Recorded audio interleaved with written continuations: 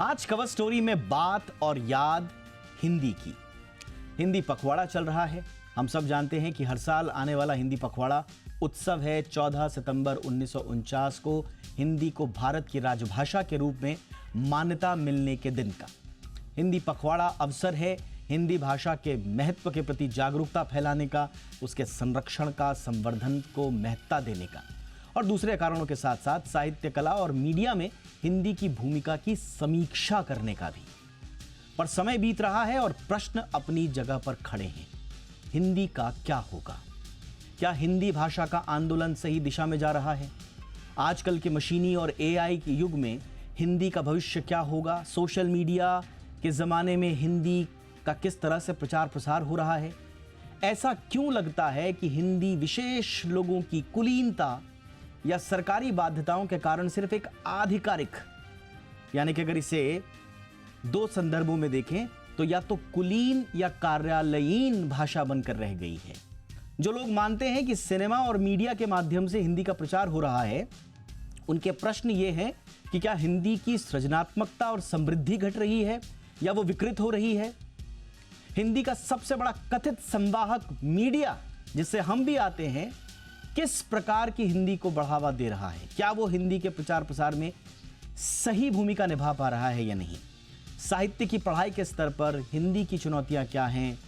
और अंततः हिंदी पखवाड़ा या दूसरे आंदोलनों से हमने क्या खोया, क्या पाया? इसी का विश्लेषण करने के लिए, समीक्षा करने के लिए, इस पर गहराई से मंथन और चर्चा करने के लिए हिंदी भाषा के मर्मज्ञ इस वक्त मेरे साथ हैं डॉक्टर करुणाशंकर उपाध्याय, जो कि मुंबई विश्वविद्यालय से संबद्ध हैं, सीनियर प्रोफेसर हैं वहाँ पर। और मेरे हाथ में प्रोफेसर उपाध्याय की एक किताब भी है जिसका शीर्षक है हिंदी का विश्व संदर्भ।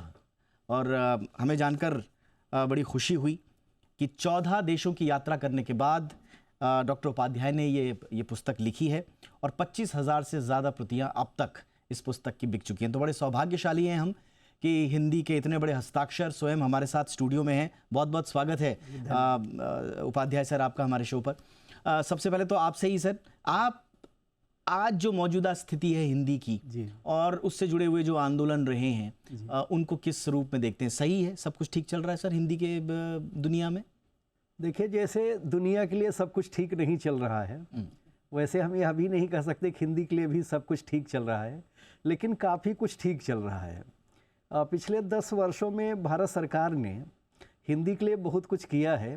विशेष करके पूर्वोत्तर के राज्यों में हर व्यक्ति को हिंदी सिखाई जाए, इसको लेकर बहुत बड़ा प्रयास चल रहा है। बड़े पैमाने पर शिक्षकों की नियुक्ति हुई है। लद्दाख में और कश्मीर में जो है हिंदी को राजभाषा का दर्जा दिया गया। अरुणाचल प्रदेश में हिंदी को राजभाषा के रूप में दर्जा दिया गया। आप देख रहे हैं कि लगातार प्रधानमंत्री विश्व के सारे मंचों पर हिंदी का प्रयोग कर रहे हैं। व्हाइट हाउस में जो बाइडेन के सामने वह हिंदी में जिस ढंग से बातचीत कर रहे थे, वह मतलब एक नया प्रकार का प्रयोग था, नया प्रकार का अवसर था। पूरी दुनिया ने उसको देखा। तो इस ढंग का अभी तक कोई अवसर नहीं देखने में आया था। दूसरा, मैंने ये अनुभव किया है कि इस समय राष्ट्रपति भवन हो, प्रधानमंत्री कार्यालय हो, गृह मंत्रालय हो, रक्षा मंत्रालय हो, भारत सरकार के अनेक मंत्रालय जो है पूरी तरह से हिंदी में काम कर रहे हैं, 100% हिंदी में कार्य कर रहे हैं। यह एक बड़ा परिवर्तन है। और लगातार सर्वोच्च न्यायालय और मुख्य न्यायाधीश को भी यह कहना पड़ रहा है कि देश का न्याय जो है जनता की भाषा में होना चाहिए, हिंदी और भारतीय भाषाओं में होना चाहिए। जब तक न्याय जनता की भाषा में नहीं होगा तब तक उसकी सार्थकता जनता तक नहीं पहुंच पाएगी। तो कुल मिलाकर आप कह सकते हैं कि एक बड़ा परिवर्तन जो है हमारे सामने पिछले 10-12 वर्षों में देखने में आ रहा है। इसमें बहुत सारी चीज़ों की भूमिका है, जिसमें सोशल मीडिया जो है एक बहुत बड़ा कारक बन करके उभरा है।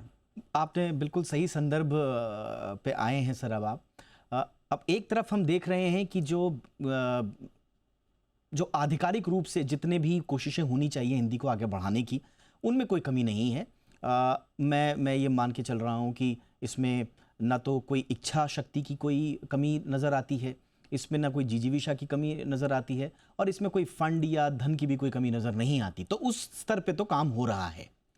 लेकिन जो आम जनमानस है, और उसमें भी मैं सोशल मीडिया की बात करूँगा क्योंकि वो सारा संसार एक तरह से उसी सोशल मीडिया के मंच पर सिमट कर रह गया है। वहाँ जो हिंदी का प्रचार प्रसार हो रहा है या संचार हो रहा है, आपस में आदान प्रदान हो रहा है हिंदी का, वो क्या सही है? उसकी गुणवत्ता ठीक है? उसकी दिशा दशा सही है सर? देखिए, इस समय पूरे विश्व में भाषाओं की गुणवत्ता और स्तरीयता को लेकर विवाद है। किसी भी भाषा का प्रयोग शुद्ध रूप में नहीं हो रहा है।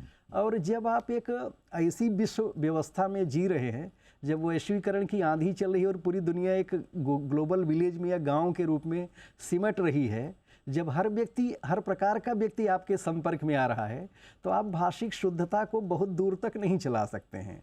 उसका सबसे बड़ा प्रमाण सोशल मीडिया ही है। आप देख रहे होंगे कि फेसबुक से लेकर ट्विटर तक, इंस्टाग्राम हो, व्हाट्सएप हो, जितने भी माध्यम हैं, इन तमाम माध्यमों में हिंदी का बहुतायत से प्रयोग हो रहा है और सबसे ज़्यादा हिंदी की ही सामग्री पसंद की जाती है, सबसे ज़्यादा शेयर की जाती है और करोड़ों पृष्ठ जो है प्रतिदिन हिंदी के जो है सोशल मीडिया पर लिखे जा रहे हैं। लेकिन गुणवत्ता और स्तरीयता को लेकर विवाद हो सकता है, इसको मैं भी मानता हूं, लेकिन बहुत सारे लोग अभी भी ऐसे हैं जो अच्छी हिंदी लिख रहे हैं और उनके माध्यम से बहुत अच्छी सामग्री भी संप्रेषित हो रही है। लेकिन चूंकि सोशल मीडिया पर कोई नियंत्रण नहीं है, उसको अराजक मीडिया कहा जा सकता है, उसके ऊपर कोई दायित्व निश्चित नहीं किया जा सकता कि आपको इसी ढंग से चलना है। इसलिए भाषिक प्रयोग के धरातल पर भी उस पर किसी का कोई नियंत्रण नहीं है। सोशल मीडिया में सर एक और जो चिंता जो मर्मज्ञ जताते हैं वो ये है कि साहब इसमें वर्णात्मकता की तो बेहद कमी है। मतलब सतही है, एक तो बिल्कुल सतही है। अगर किसी को कोई ट्वीट करना है, एक्स पे पोस्ट करनी है, फेसबुक पे कोई पोस्ट डालनी है या इंस्टाग्राम पे कुछ लिखना है, तो एक तो बड़ा सतही होता है और बड़ा संक्षिप्त होता है।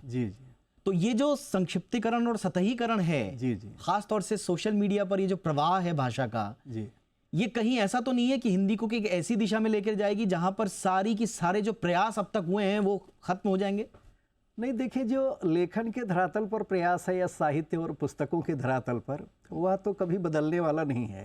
क्योंकि एक्स की मांग है कि वहाँ आप इतने शब्द तक ही कोई पोस्ट रख सकते हैं, तो हर भाषा को वहाँ संक्षिप्त रूप में ही प्रस्तुत करना है। इसलिए हिंदी को भी उसी रूप में रखना है। जहाँ तक सृजनात्मकता का सवाल है, रचनात्मकता का, वह निश्चित रूप से प्रभावित हो रही है। क्योंकि पहले क्या होता था, कोई आदमी अपनी रचना लिखता था, उसको जाँचता था, परखता था, कुछ सुधार करता था, फिर प्रकाशक तक वह जाती थी। अब जैसे ही आपने रचना लिखी, आपने तुरंत जो है फेसबुक पर, ट्विटर पर, किसी चैनल पर डाल दिया और लोगों तक पहुंच गई।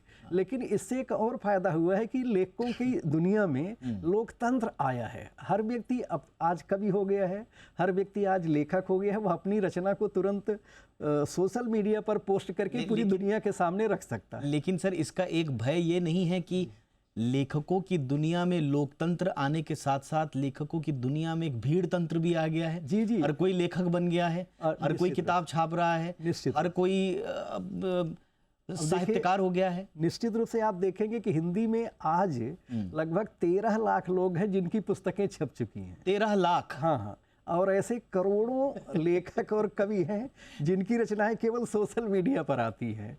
इतनी बड़ी, बहुत सारी भाषाओं के प्रयोक्ता बोलने वाले जितने नहीं हैं, उससे ज़्यादा तो हिंदी में रचना करने वाले सोशल मीडिया पर आपको मिलेंगे। 32 अरब बार 22 जनवरी 2024 को जय श्री राम जो है सोशल मीडिया पर लिखा गया। इसी से आप अंदाज लगा सकते हैं कि एक दिन में कितनी बार हिंदी का प्रयोग हो रहा है।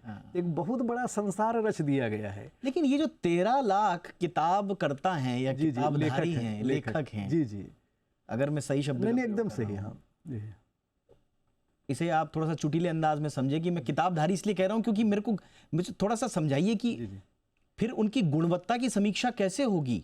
कोई फिल्टर लगना चाहिए या फिर इसी तरह से प्रवाह बहता रहना चाहिए? क्योंकि अभिव्यक्ति की बात है, हिंदी में कम से कम कुछ तो हो रहा है वाली बात के साथ क्या आगे बढ़ा जाए?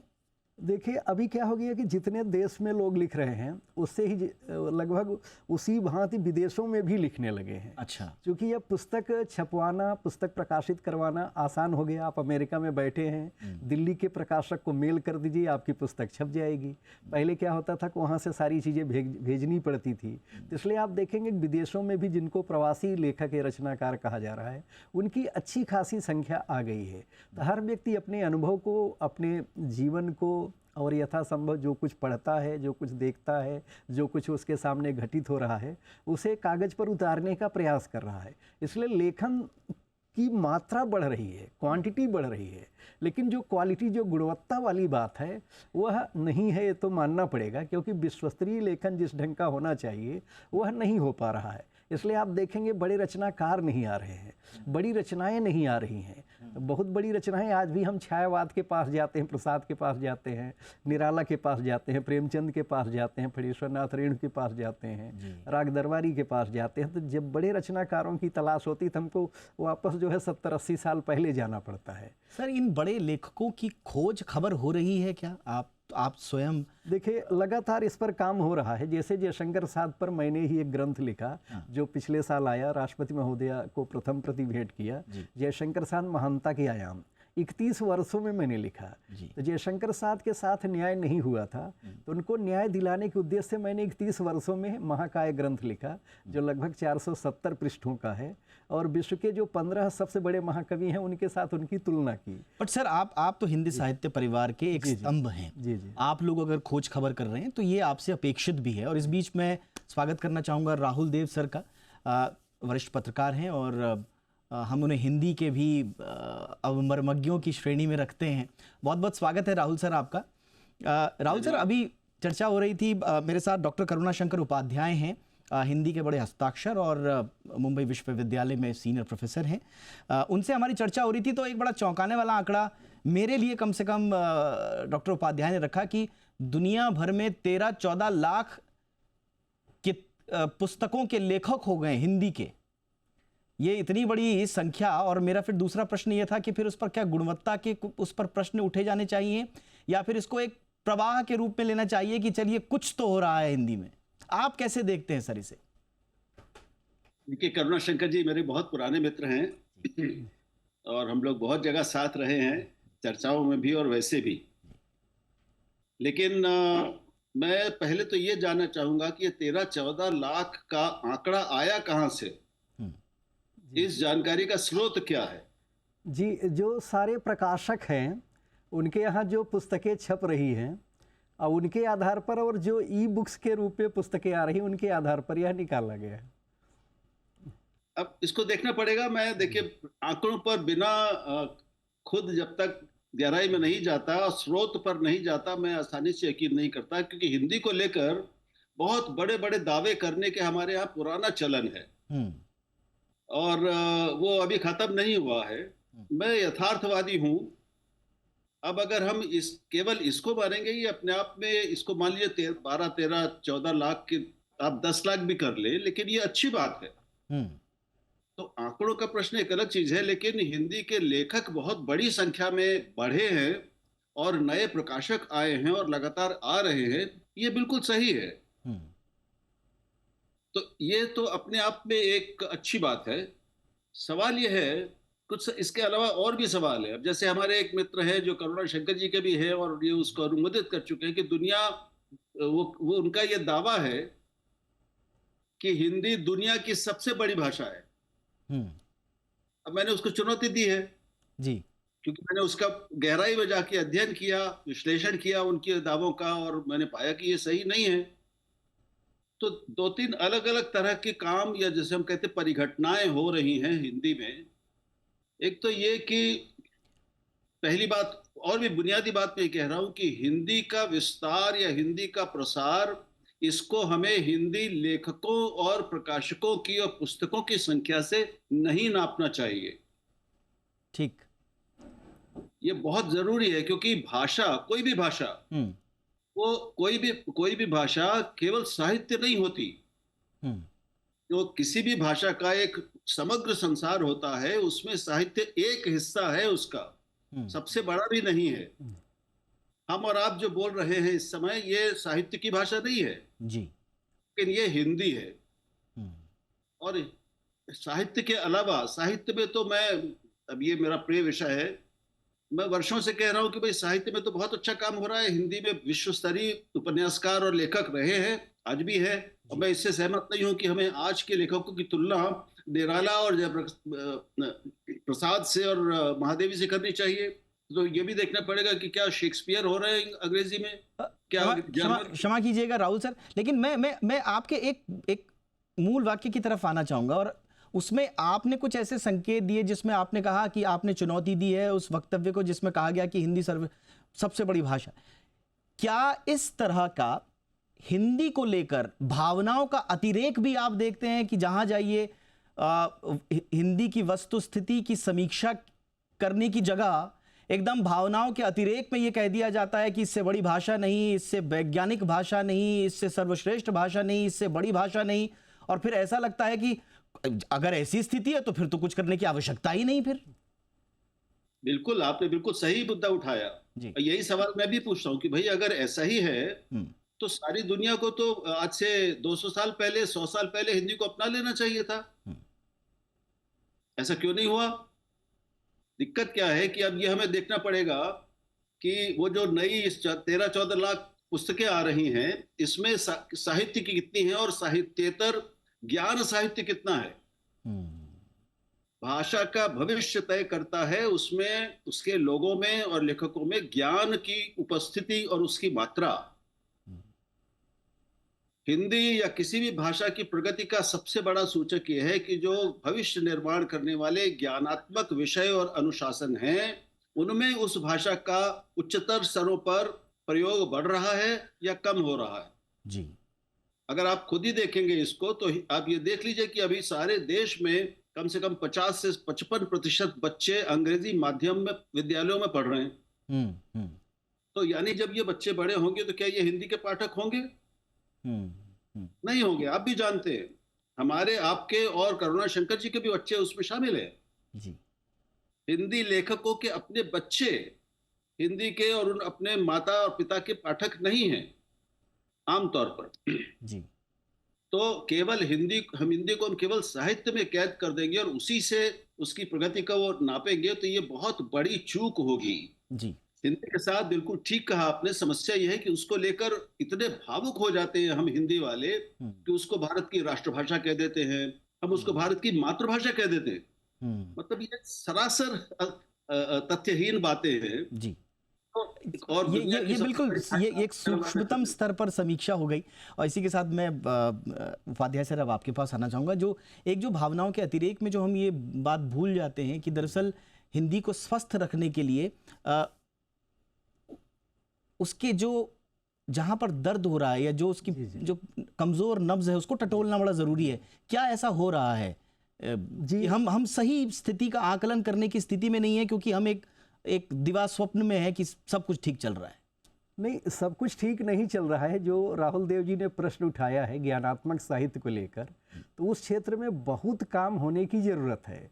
जो हमारे ज्ञान विज्ञान के क्षेत्र हैं, यहाँ तक कि मानविकी के ही सारे विषयों में हिंदी का प्रयोग नहीं हो रहा है, जबकि मानविकी के सारे विषयों में बहुत आसानी से हिंदी माध्यम का प्रयोग हो सकता है। इतिहास पढ़ना है, दर्शन पढ़ना है, समाजशास्त्र पढ़ना है, राजनीति शास्त्र पढ़ना है, अब शिवाजी का इतिहास पढ़ना है तो आप मराठी और हिंदी में ज़्यादा अच्छी तरह समझ पाएंगे कि आप अंग्रेजी में ज़्यादा अच्छी तरह समझ पाएंगे। तो ये बहुत जायज़ प्रश्न है। तो शिक्षा के माध्यम को लेकर के बहुत बड़ी चुनौती बनी है, जो आज़ाद भारत की भाषाओं की सबसे बड़ी चुनौती है। ऐसा मैं मानता हूं। सरकार ने नई शिक्षा नीति में इस तरह के दावे किए हैं कि साहब उसमें व्यवस्था दी है। हाँ, तो लेकिन वह व्यवस्था क्या है कि 6ठी कक्षा तक है कि मातृभाषा में पढ़ाई होगी। अब मातृभाषा ऐसा शब्द है कि उसमें भी बहुत लोग अपनी मातृभाषा अगर गलती से अंग्रेजी लिखाते हैं, जानबूझकर लिखाते हैं, तो उसको सिद्ध करना मुश्किल होगा कि अंग्रेजी जो लिखा रहे हो गलत है। तो 6ठी कक्षा के बाद उसको आगे बढ़ाया जा सकता है। लेकिन कुछ काम पिछले 10-12 सालों में हुए हैं, जैसे चिकित्सा के क्षेत्र में, MBBS के क्षेत्र में प्रधानमंत्री ने हिंदी शुरू करवाई। आईआईटी और आईआईएम में हिंदी पहुंच गई है, इसके पहले उसका प्रयोग नहीं होता था। इंजीनियरिंग की पढ़ाई हिंदी में शुरू हो चुकी है। एमबीए की पढ़ाई जो है महात्मा गांधी अंतर्राष्ट्रीय हिंदी विश्वविद्यालय वर्धा में हो रही है। मैं क्षमा चाहूंगा सर, आपको मैं टोक रहा हूँ। मेरा राहुल सर से भी ये पूछूंगा, आईआईएम और आईआईटी में आपने हिंदी का तो आपने प्रादुर्भाव कर दिया जी जी, लेकिन वहां से निकलने के बाद उसका जो आकलन हो रहा है जी जी, उसके रोजगार के लिए, उसकी नौकरी के लिए जी, क्या उसका कोई वैलिडेशन है कि भाई आप हिंदी बैकग्राउंड से आपने पढ़ा है या अब आपने उस संस्थान में पढ़ाई की है जिसको हिंदी में बड़ा वो दिया गया, और जब आपका इंटरव्यू हो रहा है तो आपकी जो सॉफ्ट स्किल्स हैं जी, उनका आधार तो वही अंग्रेजी ही है। मैं अंग्रेजी का कोई विरोधी नहीं हूं, जी। लेकिन मैं पैमानों की बात कर रहा हूं। तो क्या उस पैमाने पर वहां आप देख रहे हैं, सीधा सवाल ये है कि क्या हिंदी को जेब की भाषा, आजीविका की भाषा हम बना पाए या नहीं? देखिए, अभी भी पूरी तरह से जो अंग्रेजी का पढ़ा लिखा तबका है, जिस ढंग से अंग्रेजी पर या अंग्रेजी के माध्यम से नौकरियों पर कब्जा किए हुए है, वह हिंदी के साथ नहीं हो पा रहा है। लेकिन नई राष्ट्रीय शिक्षा नीति में एक वाक्य है कि अगर आपको हिंदी या भारतीय भाषाओं का ज्ञान है तो इसे आपकी नौकरी की अतिरिक्त अर्हता में जोड़ा जाएगा, एक आपकी एक्स्ट्रा क्वालिफिकेशन मानी जाएगी। उसका फायदा मिलना चाहिए, इसको ईमानदारी से लागू करने की जरूरत है। सर राहुल सर भी कुछ इसमें जोड़ना चाह रहे हैं। जी राहुल सर। नहीं, मैं जरूर जोड़ना चाहता हूं, क्योंकि 2020 में ये नीति आई और आते ही मैंने कम से कम 10 से 15 व्याख्यान इस पर दिए उसका स्वागत करते हुए जी। और ये जो इंजीनियरिंग में और मेडिकल यानी तकनीकी विषयों में भारतीय भाषाओं में पढ़ाई की बात है, उसके आरंभिक सरकारी प्रक्रियाओं में, बैठकों में, मंथनों में मैं शामिल रहा हूँ। जी हाँ। मुझे निजी जानकारी है इसमें किए गए प्रयासों की, सामने आए समस्याओं की और क्या क्या हुआ है। जैसे मैं आपको बता सकता हूं कि इंजीनियरिंग के 3 विषयों में यानी सिविल, मैकेनिकल और इलेक्ट्रिकल, इसमें प्रथम वर्ष की इन 3 विषयों में 3 स्ट्रीम जिनको धाराएं कहते हैं, 200 से ज्यादा पाठ्य पुस्तकें 13 भारतीय भाषाओं में तैयार हो चुकी है। ये बहुत बड़ा काम हुआ है। लेकिन उसकी दूसरी स्थिति यह है कि वो कभी आईआईएम में अभी लागू नहीं हुआ है। ये जानकारी मुझे नहीं लगता कि सही है। आईआईटीज में अभी किसी आईआईटी में, उन आईआईटी से शुरुआत में हम कई बैठकों में मैं खुद शामिल रहा हूं जब आईआईटीज के डायरेक्टर से, निदेशकों से हमारी बातचीत होती थी ऑनलाइन। ये सब उस समय कोविड काल में हो रहा था। कुछ ने इसके लिए उत्साह दिखाया, कुछ ने नहीं दिखाया, कुछ ने कहा ये गलत है, ये नहीं होना चाहिए, नुकसान होगा। मैं ये भी बता दूं कि जो नीति बनी है इसके बारे में, जो बुनियादी दस्तावेज है इंजीनियरिंग में पढ़ाई के लिए भारतीय भाषाओं में, उसमें मैं उस प्रक्रिया में भी शामिल रहा हूं। मैं आपको बता सकता हूं कि आपने ये जो अंत में सवाल उठाया कि उसमें पहली बात ये कि जो पढ़ाई होगी उसमें तकनीकी जो शब्दावली है वो अंग्रेजी में ही रहेगी। उनके वो संस्कृत, हिंदी और दूसरी भाषाओं के शब्द नहीं इस्तेमाल किए जाएंगे किताबों में और पढ़ाई में भी, कक्षाओं में भी। ठीक है। दूसरी बात, जो प्रमाण पत्र दिया जाएगा उसमें ये नहीं होगा कि इन्होंने केवल हिंदी माध्यम में पढ़ाई की है, उसमें ये होगा, मतलब प्रावधान उस समय था कि वो ये हिंदी अंग्रेजी दोनों में दक्ष हैं और इनकी अंग्रेजी की दक्षता भी उतनी ही अच्छी है जितनी हिंदी में। और इसके लिए 5 वर्षों के दौरान हर संस्थान में विशेष प्रयास किए जाएंगे ताकि जब वो डिग्री लेकर निकलें तो उनकी अंग्रेजी 1% भी हिंदी या अपनी भाषाओं से कम न हो। ये आपकी जानकारी के लिए बता रहा हूं जी। नहीं, लेकिन सर हम उसके अंग्रेजी के कमजोर पड़ने की आशंका से क्यों भयभीत हैं? मेरा सवाल सिर्फ ये था। मैं एक छोटे से ब्रेक के लिए रुक रहा हूं। ब्रेक के बाद में सर एक हालांकि समय की कमी रहेगी, बट एक सवाल मैं आपसे जरूर पूछूंगा।